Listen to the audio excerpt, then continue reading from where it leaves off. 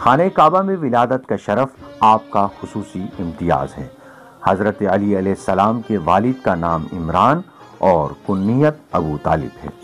آپ کی والدہ فاطمہ بنت اسد بن ہاشم بن عبد مناف تھیں، اس لحاظ سے آپ ماں اور باپ دونوں کی طرف سے ہاشمی ہیں۔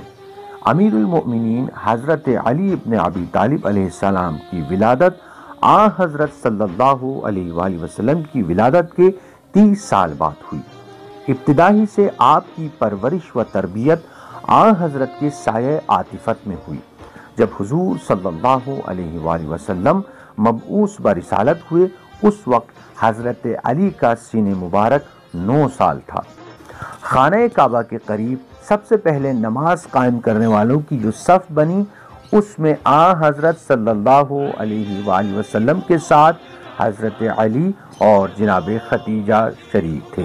دعوت ذوالعشیرہ کے موقع پر حضرت علی نے کمسنی کے باوجود رسول اللہ صلی اللہ علیہ وآلہ وسلم کی دعوت نصرت پر لبیک کہا، جس کے عوض رسالت مآب صلی اللہ علیہ وآلہ وسلم نے آپ کو اپنا بھائی، وصی اور خلیفہ قرار دیا۔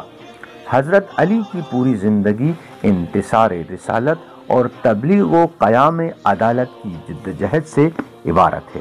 وہ ہجرت کا پرخطر موقع ہو یا بدر و احد و خندق و حنین کا میدان کارزار، آپ نے ہر جگہ اللہ اور اس کے رسول کے لیے اپنی جان کی بازی لگا دی۔ حضرت علی علیہ السلام کی شجاعت، آپ کی وفاداری، آپ کا جذبہ ایثار اور حق کے لیے ہجرت اور جہاد، یہ وہ صفات تھیں جنہوں نے آپ کو اللہ اور اس کے رسول کا محبوب بنا دیا تھا۔